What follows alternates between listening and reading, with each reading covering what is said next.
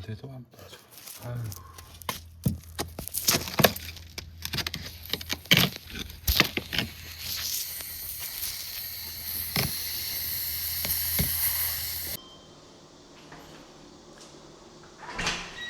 네. 안녕하세요. 네. 네. 지금 밑에 집에서 물이 떨어지는 거야? 아니면 여기서 지금 물이 떨어지는 거야? 밑에 층에 지금 물 떨어지고 거기 있는 사람이 없어요? 글쎄 모르겠어. 들어가. 이번 현장은 시작부터 확인할 수 있는 정보가 거의 없었습니다. 아래층에 직접 내려가 누수 위치를 확인해야 하는데 아래층과 소통이 원활하지 않아서 방문 자체가 어려운 현장이었습니다. 집주인분 말씀으로는 작은 방 쪽에 물이 떨어지는 것 같다고만 하셨지만 그 위치도 정확한 것은 아니었습니다. 게다가 이미 첫 번째 누수 탐지 업체가 다녀간 현장이었습니다. 누수는 맞는 것 같지만 처음이 되지 않았고 배관을 하나씩 찾아가며 공사하기에는 부담이 크다며 결국 탐지를 포기하고 돌아가셨습니다. 저희도 우선 가능한 부분부터 확인해 보기로 했습니다. 난방이나 냉수보다 먼저 뜨거운 물 배관부터 문제가 있는지 확인하기 위해 온수 배관 공학 검사를 진행했습니다. 그런데 이 현장 압력이 빠졌다가 다시 멈추는 아주 미세하고 애매한 반응을 보이기 시작했습니다. 온수 배관에 공압을 걸고 본격적으로 처음 탐지를 시작했습니다. 압력이 조금이라도 떨어지게 된다면 어디선가 분명 누수음이 들려야 되는데요. 그래서 컴프레셔를 연결한 상태로 계속 압력을 유지하면서 집 안 전체를 하나씩 확인했습니다. 거실부터 시작해서 주방, 작은 방, 큰 방, 그리고 화장실까지.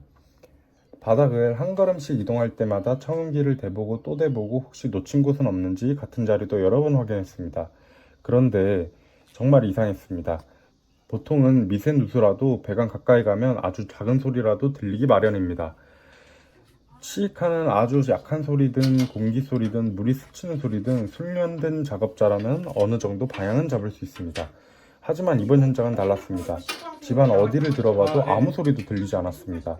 처음에는 제 장비를 다시 확인했습니다. 혹시 청음기에 문제가 있는 건 아닌지, 공압이 제대로 유지되고 있는지 다시 점검했습니다. 하지만 장비에는 이상이 없었습니다. 압력은 분명 조금씩 변하고 있는데 소리만 들리지 않는 겁니다. 이쯤 되면 왜 첫 번째 누수 탐지 업체가 포기했는지 조금은 이해가 됩니다. 누수가 없는 것이 아니라 누수가 있는데도 단서가 전혀 나오지 않는 현장이었습니다. 이럴 때 가장 위험한 건 조급해지는 겁니다. 이쯤 아닐까? 여기가 의심되는데? 이런 추측만으로 바닥을 철거하기 시작하면 공사 범위가 커지고 공사 범위만 커지고 고객에게도 큰 부담을 드릴 수 있습니다. 그래서 저는 아무리 답답해도 감으로 작업하지 않습니다. 확신이 생길 때까지 확인하고 또 확인하는 것이 더 중요하다고 생각합니다. 처음으로 얻을 수 있는 정보는 더 이상 없다고 판단했습니다. 결국 다른 방법으로 단서를 찾아야 했습니다. 많은 분들이 가스 탐지기를 가장 정확한 장비라고 생각하시는데 저는 조금 다르게 생각합니다. 물론 가스 탐지기는 좋은 장비입니다. 하지만 저는 처음부터 사용하는 장비는 아닙니다. 그 이유는 가스 탐지가 반드시 누수 지점에만 반응하는 것이 아니기 때문입니다. 바닥속 공간이나 틈을 따라 이동하면서 다른 위치에 먼저 반응하는 경우도 있고 넓은 범위로 퍼지면서 오히려 탐지 범위를 더 헷갈리게 만드는 경우도 적지 않습니다. 그래서 가스 탐지기만 믿고 따라가다 보면 실제 누수 지점을 지나치는 일도 생길 수 있습니다. 그래서 저는 항상 압력 변화와 청음 결과 그리고 배관이 지나가는 구조를 먼저 종합해서 판단합니다. 그렇게 최대한 범위를 좁힌 뒤에도 답이 나오지 않을 때 마지막 확인용으로 가스 탐지기를 사용합니다. 이번 현장도 결국 그 단계까지 오게 됐습니다. 처음으로는 아무런 단서를 얻지 못했고 이제 가스가 어떤 반응을 보이는지 하나씩 확인해 보기로 했습니다. 그런데 가스 탐지를 계속 하던 중에 같은 의문이 남았습니다. 도대체 왜 이렇게까지 소리가 안 들리는 걸까? 그 이유는 조금 뒤 바닥을 철거하는 순간 저도 직접 보고 나서야 알 수 있었습니다. 강화마루가 바닥에 깔려 있다는 것을 확인한 순간 청음은 아예 의미가 없어져 버렸습니다. 철거도 할 수 없는 상황이었기 때문에 더 이상 청음에 시간을 쓰지 않았습니다. 바로 온수 배관을 찾았습니다. 배관을 절단한 뒤 내시경을 넣어 T 부속 위치를 먼저 확인했습니다. 이 현장은 압력 손실이 워낙 적었습니다. 이 정도라면 배관이 크게 터진 게 아니라 T 부속 근처에서 배관끼리 강하게 눌린 상태일 가능성이 높다고 판단했습니다.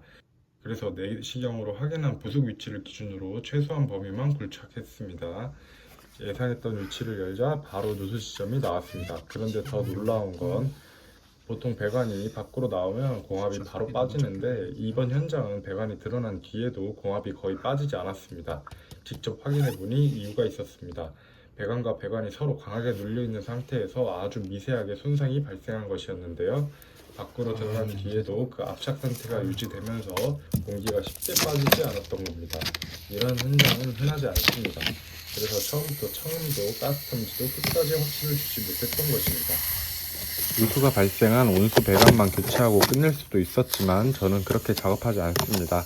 이번 현장은 찬물 배관도 온수 배관과 서로 강하게 눌려 있었기 때문에 오랜 시간 같은 스트레스를 받아온 상태였습니다. 당장은 멀쩡해 보여도 나중에는 다시 문제가 생길 가능성을 생각하면 지금 같이 교체하는 것이 맞다고 판단했습니다.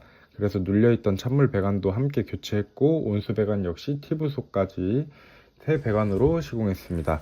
이후 나머지 배관까지 모두 마무리했고 미장 작업까지 완료하면서 공사를 마쳤습니다. 오늘 영상이 도움이 되셨다면 구독과 좋아요 한번 부탁드리고 누수 때문에 같은 고민을 하고 계신다면 언제든지 누수쟁이로 문의주세요. 다음에도 실제 현장에서만 볼 수 있는 다양한 누수 사례로 찾아뵙겠습니다. 시청해주셔서 감사합니다.